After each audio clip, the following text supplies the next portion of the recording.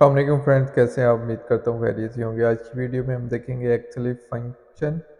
तो Excel if function में हम इसमें लॉजिकल टेस्ट भी देखेंगे, सीरियल नंबर भी निकाल के देखेंगे, लॉजिकल टेस्ट भी देखेंगे, टेक्स्ट कंपैरिजन भी देखेंगे। उसके बाद हम डेट का कंपैरिजन भी करके देखेंगे। उसके बाद हम इस क्राइटेरिया के तहत इधर रिमार्क्स भी फिल करेंगे नेस्टेड इफ के साथ।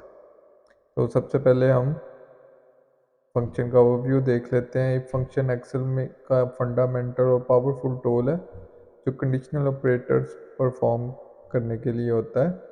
ये अलाउ करता है कि हम किसी भी एक स्पेसिफिक कंडीशन की बेस पे कोई वैल्यू हम रिटर्न करना चाहें, हम अगर वो ट्रू हो तो उसके तो क्या हो, और अगर फॉल्स हो तो हम उससे क्या रिजल्ट चाहते हैं। यही इसका सिंटैक्स है। हम if equal sign if logical test value if true और वैल्यू इफ फॉल्स, यानी कि एक वैल्यू हम उसे देंगे टेस्ट करने के लिए, और अगर वो ट्रू होती है तो हम उससे क्या आंसर चाहते हैं, और अगर फॉल्स होती है तो वो क्या आंसर दे। तो ये एग्जांपल है। इसमें हम चेक करते हैं कि ये इफ़ इक्वल का साइन इफ़ और ये जो परसेंटेज दी हुई है, हम चेक करते हैं इस ये वैल्यू ग्रेटर देन 100%, और अगर ये ग्रेटर देन अगर ये ट्रू होती है तो क्या आंसर दे। अगर हम इधर लिख देते हैं कि कोई भी हम टेक्स्ट लिखना चाह रहे हैं तो टेक्स्ट हमें इन्वर्टेड कॉमा के अंदर लिखना पड़ेगा। जैसे हम इधर लिख देते हैं गुड। अब हमने लिखा है if I two greater than 100% then good. अब जो इसका नेक्स्ट पैरामीटर है, अगर वो 100% नहीं होती तो अगर हम वो फिल नहीं करेंगे तो ये ऑटोमेटिकली, अगर ये फॉल्स होगी तो उसे फॉल्स कर देगा। और अगर हम उसका दूसरा पैरामीटर भी यूज़ करते हैं, नेक्स्ट वाला वैल्यू इफ फॉल्स, ये देखिए आपको नज़र आ रहा है, इधर हम बैड कर देते हैं, फिर फॉल्स की जगह बैड लिखा हुआ नज़र आएगा। ये देखिए फिर वो बैड शो करवाएगा। सबसे पहले उसने वैल्यू हमने दी, उसने उसे टेस्ट किया, अगर फॉल्स हुआ तो उसने उसको बैड कर दिया। अब नीचे इसे ड्रैग करते हैं, ये देखें फॉर्मूले को, जहाँ पे 100% से अबव है उसको गुड कर रहा है, अगर कम है तो उसे फॉल्स कर रहा है। अगर हमने यहाँ पे लिखना है कि अगर 100% वैल्यू हो और उसको 100% कर दे, बाकियों को बैड कर दे। ये देखें ये अभी 1 आ रहा है, इसको परसेंटेज में कन्वर्ट करेंगे तो 100% हो जाएगा। दोबारा टेस्ट करते हैं, if this value greater than and equal to 100% then good, otherwise poor. तो ये फॉर्मूला हमने दोबारा लगा दिए। ये देखें फॉल्स पे ये वाली वैल्यू आएगी, ट्रू पे ये वाली, और ये लॉजिकल टेस्ट होगा। अब ये देखें ये पुअर आ गया, इसे नीचे ड्रैग किया है, यहाँ पे गुड आ रहा है, यहाँ पे अगर 99% भी करेंगे तो पुअर आएगा, जब अगर 100% करेंगे तो फिर गुड आएगा। अब टेक्स्ट कंपैरिजन करना है हमने, तो टेक्स्ट कंपैरिजन कर लेते हैं इफ़। अब ये चेक कर लेते हैं, ये जो लिखे हुए हैं cell channel M T equal to if E two equal to. अब टेक्स्ट का कंपैरिजन करना है तो इधर हमें टेक्स्ट लिखना पड़ेगा कि किस टेक्स्ट के बराबर हो। इक्वल टू जी टी के हम लिख देते हैं तो उसको जनरल ट्रेड कर दे, ट्रू होता है तो उसे जनरल ट्रेड कर दे, और अगर फॉल्स होता है तो उसके लिए फिर हम कॉमा लगाएंगे और नेक्स्ट पैरामीटर्स का यूज़ करेंगे। तो इधर हम लिख देते हैं कि उसको अदर्स कर दे। ओके हो गया। ये हमने कंडीशन अप्लाई की है, लॉजिकल टेस्ट दिया है उसे, अगर ट्रू होता है तो ये जनरल ट्रेड आ जाएगा, और अगर फॉल्स होता है तो अदर्स आ जाएगा। अब ये देखें, अब इसको हम नीचे फार्मूला को कॉपी करते हैं। ये देखें जहाँ पे जी टी है वहाँ पे उसने जनरल ट्रेड कर दिया है, बाकी सब पे उसने अदर्स कर दिया है, जो मर्जी हो। अब इधर हम अगर चेंज करते हैं तो इधर देखिए जनरल ट्रेड आ रहा है, इधर भी चेंज ऑटोमेटिकली हो रहा है। इसी तरह अगर हमने सीरियल नंबर अप्लाई करना है तो सीरियल नंबर अप्लाई करने के लिए भी हम इफ़ कंडीशन अप्लाई कर सकते हैं। If this one equal to empty, then empty, otherwise अगर ये बी एम्प्टी होता है तो वो एम्प्टी कर दे, और अगर इधर कोई वैल्यू लिखी होती है अगर वो एम्प्टी नहीं होता तो हम उसे कहते हैं एक कर दे। ये देखें एक नंबर आ गया। अब इसको अगर नीचे ड्रैग करेंगे तो नीचे 2 आ जाएगा, एक ही आएगा, लेकिन हम चाह रहे हैं नीचे भी रो नंबर चेंज होता रहे, सीरियल नंबर 1+1 होता रहे। तो इधर हम इसकी वैल्यू एक ही फॉर्मूला हम लगाना चाह रहे हैं, तो इधर हम वैल्यू इफ ट्रू में हम कर देते हैं, ये ऊपर वाला कॉलम दे देते हैं, ऊपर वाला सेल A1+1 कर लेते हैं। A1+1 किया, ये देखिए अभी तो एरर आ रहा है, लेकिन इसको भी हम क्लियर करते हैं। अगर इधर हम सीरियल नंबर की जगह 1 लिखें तो ये देखिए नीचे 2 आ रहा है। अब इसी को अगर नीचे ड्रैग कर दें तो ये देखिए 2 3 4 5 6 पूरा आ रहा है, लेकिन हमने इधर सीरियल नंबर ही लिखना है और नीचे भी हमारा आंसर सही आए। तो उसके लिए क्या करेंगे, हम एक और फार्मूला यूज़ करेंगे, इफ़ एरर,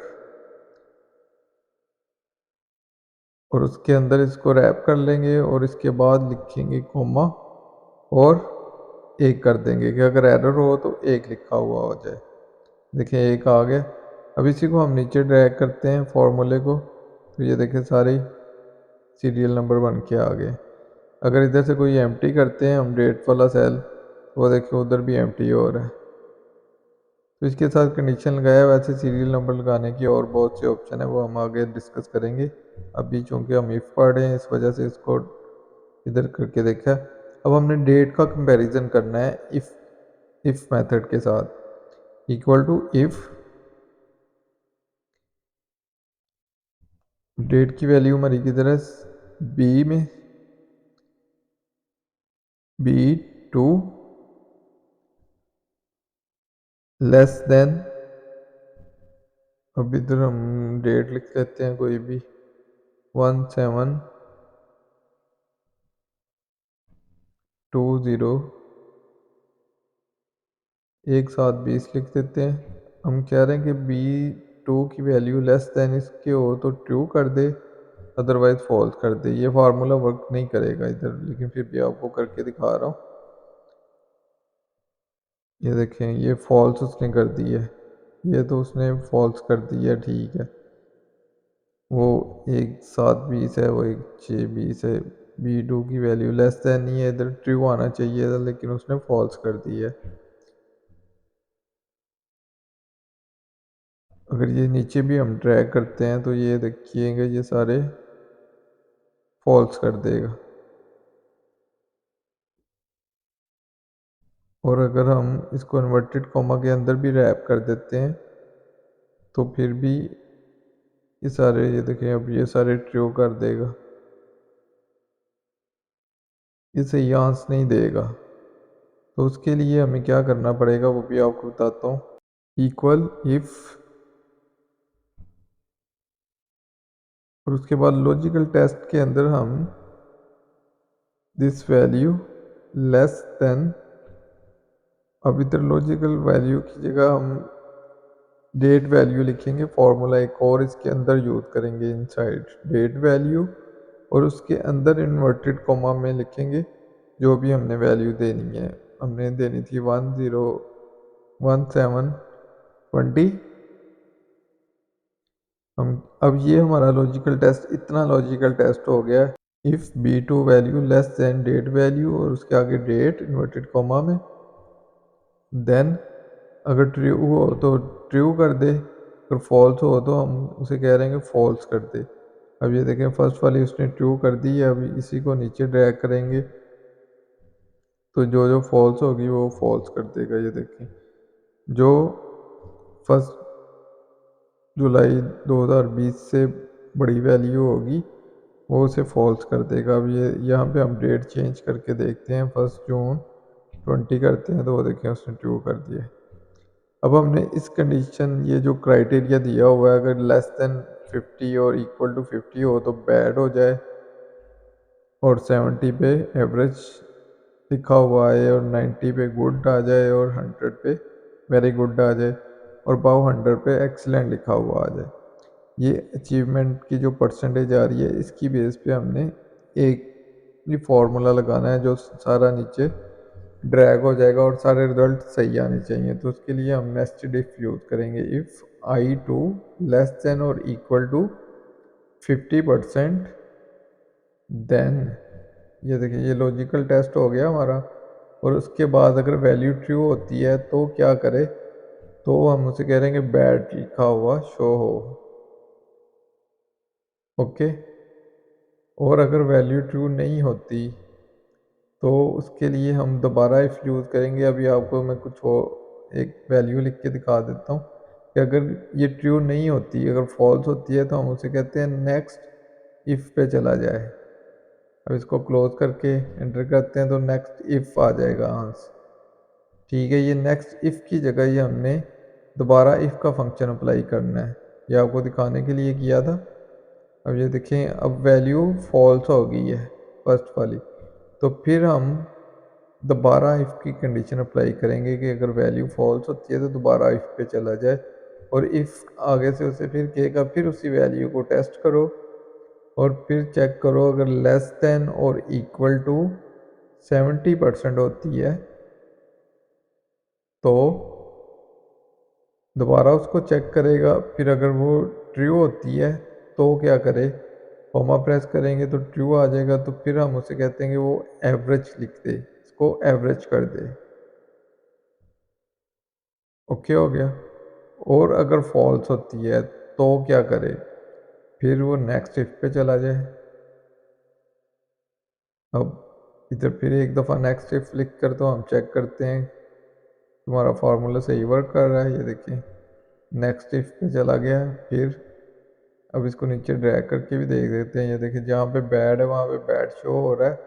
अभी एवरेज कहीं पे भी 70%, ये देखिए 70% किया है तो एवरेज भी आ गया है। अभी दोबारा इसको खत्म करते हैं। नेक्स्ट इफ की जगह हम एक और इफ कंडीशन अप्लाई करते हैं। हम कहते हैं अगर 50% भी ना हो, 70% भी लेस ना हो, तो दोबारा चेक करो उसको फिर अगेन, इसको जो हमारी अचीवमेंट परसेंटेज है I2। अब चेक करो, अब अगर लेस देन और इक्वल टू 90% है देन गुड कर दो। गुड को हम इन्वर्टेड कोमा के अंदर लिखेंगे, टेक्स्ट है। और अगर वैल्यू फॉल्स होती है तो फिर इधर हम उसे कहेंगे कि दोबारा इफ़ कंडीशन अप्लाई करेंगे कि फिर उसी वैल्यू को चेक करें